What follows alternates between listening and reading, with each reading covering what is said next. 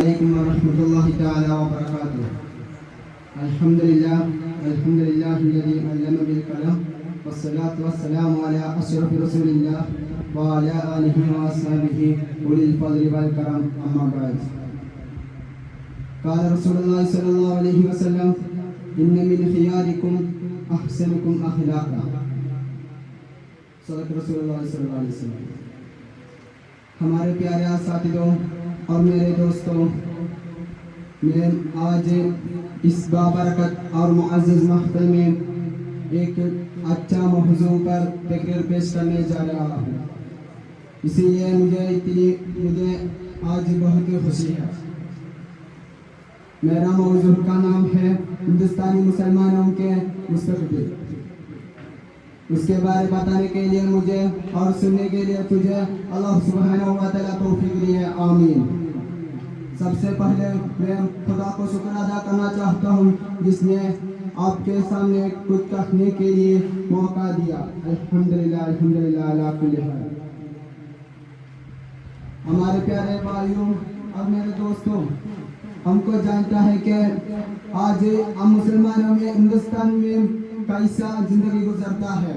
हम ये हिंदुस्तान में जिंदगी गुजरने के लिए अच्छी तरह कोशिश करनी चाहिए, क्योंकि हमारा हुक्मरानी हमको दुश्मन बनाकर हमें देखता है। इसीलिए हमको ये हिंदुस्तान में जिंदगी गुजरने के लिए बहुत मुश्किल है। आज हमारा हुक्मरानी हमको ये हिंदुस्तान में एक मुसलमानों को भी जिंदगी गुजरने के लिए नहीं सकता, क्योंकि हमारा सब अकीदत के अदावत का हुक्मरानी हमको मुकाबले में आता है। हमको जानता है कि ये हिंदुस्तान में हमको एक मुसलमान को मुस्तकबिल में जिंदगी गुजरने के लिए चंद निकाते चाहिए। ये चंद निकाते बिल्कुल हमको आज होने चाहिए। अगर हमको ये हिंदुस्तान में मुस्तकबिल में कभी भी जिंदगी गुजरने के लिए नहीं सकता। इस चंद निकात में पहला निकात है तालीम। हम सब ये हिंदुस्तान में तालीम के अलावा जिंदगी गुजरने के लिए नहीं सकता, क्योंकि हम हमारा हुकूक और जिम्मेदारियों के समझकर उसके लिए कोशिश करने का लिए उसके मुकाबले में जिंदगी गुजरने के लिए। और दूसरा निकात है समाजी इत्तिहाद। हम सब ये दुनिया में समाजी इत्तिहाद से जिंदगी गुजरने के लिए चाहिए। अगर ने हमारे फिरकत में हुक्मरानी और हमारा दुश्मन अच्छी तरह काम कर हमारे ये हिंदुस्तान में हर निकलने के लिए कोशिश करेगा। और ये हिंदुस्तान में हमारा जिंदगी का असल वो है कि हमारी समाजी इत्तिहाद है। हमको नहीं समाजी इत्तिहाद नहीं है तो हमको हम जिंदगी गुजरने के लिए नहीं सकता। वैसे तीसरा निकात है हमारा इक्तिसादी तरक्की। एक मुसलमानों को भी नहीं बल्कि एक शख्स को भी आज ये सिर्फ ये हिंदुस्तान में नहीं, ये जमीन पर जिंदगी गुजरने के लिए इक्तिसादी माल चाहिए। अगर कोई शख्स को नहीं माल है तो जिंदगी गुजरने के लिए अच्छी तरह कोशिश करनी चाहिए।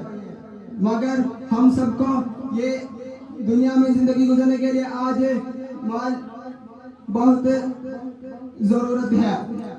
और इस निकात के अलावा हमको जिंदगी गुजरने के लिए कभी भी हिंदुस्तान में भी नहीं बल्कि ये जमीन पर जिंदगी गुजरने के लिए कभी भी नहीं सकता। इतनी बहुत बुरा है आज का हिंदुस्तान और हिंदुस्तान का हुक्मरानी। हम सब हिंदुस्तान के अच्छा मुस्तकबिल के लिए हमारा तालीम और सियासती और सामाजिक इत्तेहाद और सब मजाल में हम रोशन करने चाहिए। आज हमारा हिंदुस्तान के वजीर आज़म नरेंद्र मोदी हमारा भाई मुसलमानों को हिंदुस्तान में निकालने के लिए कोशिश करता है। हमको जानता है कि ऊपर हिंदुस्तान में हमारा भाइयों आज कैसा जिंदगी गुजरता है। वो जिंदगी गुजरने के लिए बहुत मुश्किल होता है उसको, और उस सब जिंदगी गुजरने के लिए हुक्मरानी के दुश्मन बनकर जिंदगी गुजरता है। तो हम समझ में आई है कि हमको ये हिंदुस्तान में जिंदगी गुजरने के लिए बहुत मुश्किल है, लेकिन हम सब अच्छी तरह जिंदगी गुजरने के लिए मैं बताया है वो चांद निकालते अच्छी तरह पढ़कर और अच्छी तरह मानकर जिंदगी गुजरने के चाहिए। इतनी बोलकर मैं मेरा छोटा तकरीर खत्म करता हूँ।